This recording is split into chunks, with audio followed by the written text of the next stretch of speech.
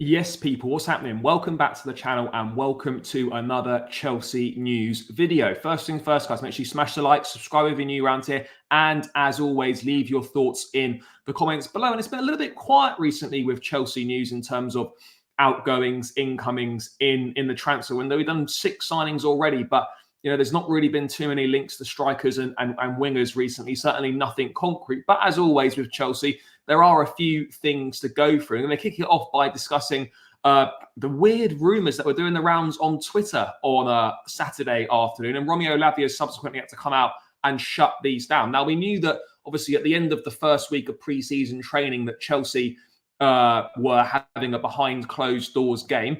But then on Twitter on Saturday, one account just tweeted out that Chelsea had beaten Leeds 5-1 in a behind closed door game and listed the goal scorers and the assisters in a game that didn't even happen to start with.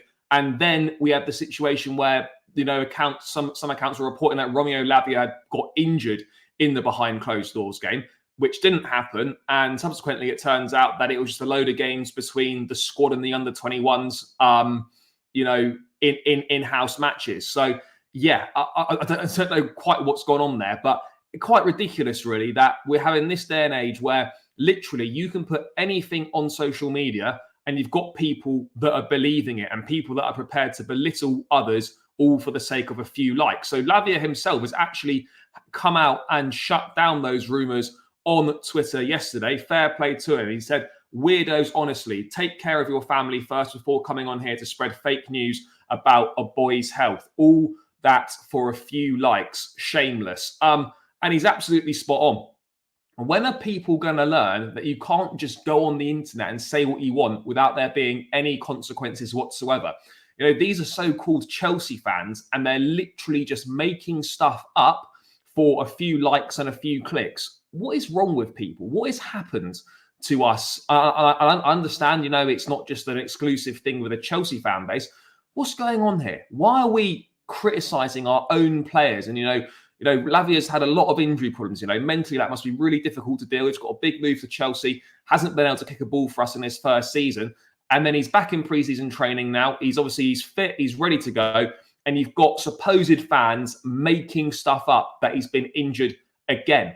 It's just utter nonsense. That these people have got anything better to do with their sad, sorry little lives than just make stuff up. I certainly wouldn't consider them Chelsea fans whatsoever. They might say they're Chelsea fans, but let's be real.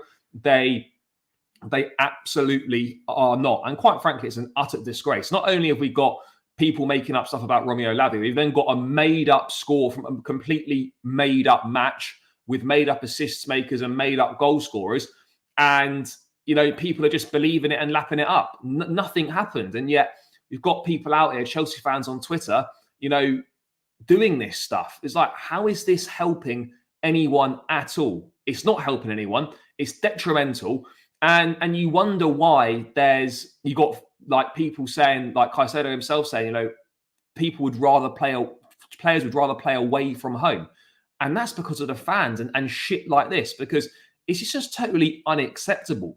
These people need to get outside more, get some fresh air, focus on their lives and just stop making shit up. I'm just sick of seeing it. Absolutely sick of seeing it. Sick of hearing it. Ultimately, we're just bringing the club down. It's a difficult period right now. We all want Chelsea to get back to the top. Doing this sort of shit is not helping anyone whatsoever. And it's exactly the reason why, maybe the relationship between the players and the fans is not as good as it can be because of stuff like this. So, that I'm glad that Lavia's come out and called it out. And it's just not worth it, It really isn't worth these players being on social media and things like that. But what it does highlight for me is that players do look at social media and what's being said does get seen. So, just try and be criticised, fine, but when you start getting personal and making shit up, then yeah, that's where you're crossing the line and that's where you need to give your head a massive wobble, 100%. So yeah, there's a lot of people that need to, have a long, hard look at themselves and get their shit together and sort their sorry, pathetic little lives out, as far as I'm concerned. But big up to Romeo Lavia for calling that out. Big season ahead for him. Really excited to see what he can do. Top player. Things going to really suit Maresca's brand of football, and he's going to bring something to Chelsea that we were sorely lacking last season. Now we're going to move on to this Julian Alvarez stuff, which people are getting a little bit gassed up about for no apparent reason. There was a report from El Chiringuito in Spain suggesting that suggesting that Alvarez had turned down a new contract at Man City, a slight pay rise, which would see his contract extend by a further year until 2028. No one else has reported it, but Fabrizio Romano has said that Man City will talk to Alvarez's camp again to discuss the situation after the Copa America final. Alvarez wants to play more. City never wanted to sell him or even communicate a price tag. PSG among the clubs interested, but City insist on their plan to keep Alvarez. Now, obviously, earlier this summer, there were links with Julian Alvarez. When reports first started emerging about his future, we know PSG have contacted his agents. Atletico Madrid would love to sign him, way too expensive. We know this stuff. Somehow Chelsea's names gets lumped in, but not once have we shown any interest, at least publicly, in signing Julian Alvarez. And then, you only have to look at the names we're linked with and, the way that we've been operating in the transfer market so far to know that it is highly unlikely that even if Alvarez did become available, that we would even look at going to make a move, because you can say, it fits what we're looking to do, but, does it actually fit what we're looking to do? That's the big thing. Yes, they made a sort of an opportunistic inquiry about Alexander Isak and whatnot. Yeah, they put out, we're dreaming of signing Nico Williams to make it look like we're interested in bringing in top ready-made players. But the reality is, I don't think we're prepared to do that. No idea what the finances would be. The wages would certainly, I would imagine, be, probably at the upper limit of what we're prepared to do, or maybe more. There's no Champions League football to offer. We don't know when we're going to be back in the Champions League. So people getting excited and a bit carried away that suddenly this means that Chelsea are back in the race for Julian Alvarez, I think are very much mistaken and are very much jumping the gun on this one. I did a video the other day about, are we lacking ambition in the market? Got some stick for it, which, obviously you expect it at the end of the day. If people have difference of opinions, fair enough.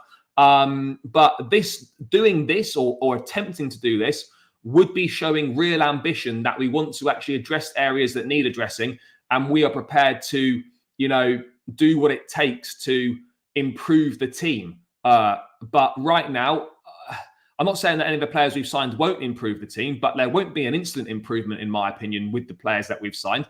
It's just another case of waiting a few years, and some of them might become as good as we think, and others won't. And that's just a big gamble to take.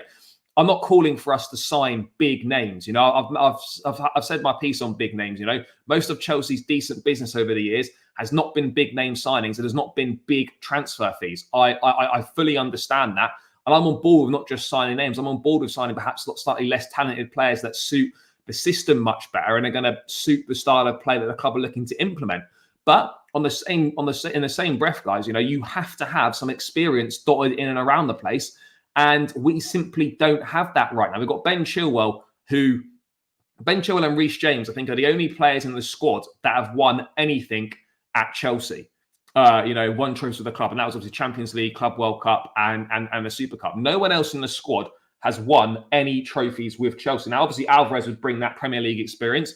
He fits into the age. He's 24. He maybe brings that winning mentality as well. But, this idea that, one report in Spain saying he turned down a new contract from City, nowhere else really clarifying that at all. Suddenly, a load of people are getting excited. Oh, Chelsea could be back in for him. Let's just calm down. Let's just, steady ourselves here, because with the way the transfer window's gone, we know exactly how this one plays out. He probably gets a better contract at City, and he just ends up staying there at the end of the day. I'd be shocked if Alvarez left this summer, and I'd be even more shocked if he ended up at Chelsea and Chelsea were prepared to put the money on the table, because it's going to be north of £70 million, I would expect. I'm just not sure if we're prepared to do that.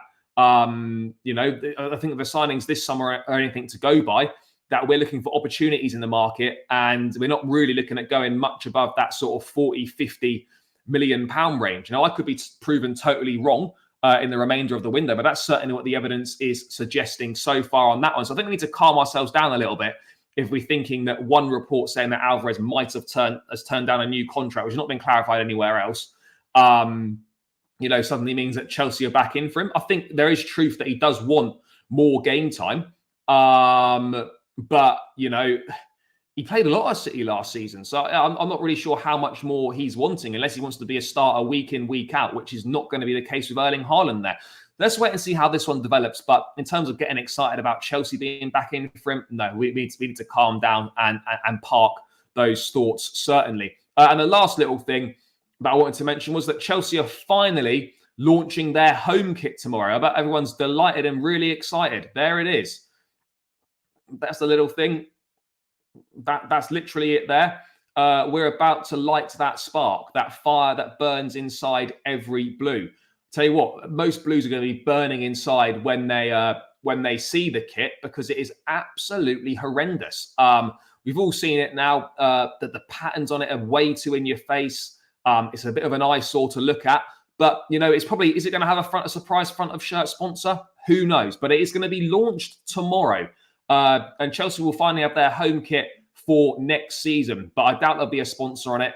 I'll be interested to see what it looks like on the players in the official photos. It might look a little bit better, but certainly on first thoughts, it's not a good one, guys. It's not a good one. But anyway, that's just my thoughts on the latest Chelsea news. Guys, make sure you smash the like, subscribe if you're new around here, and I will catch you again in another one soon. Up the Chelsea, and peace out.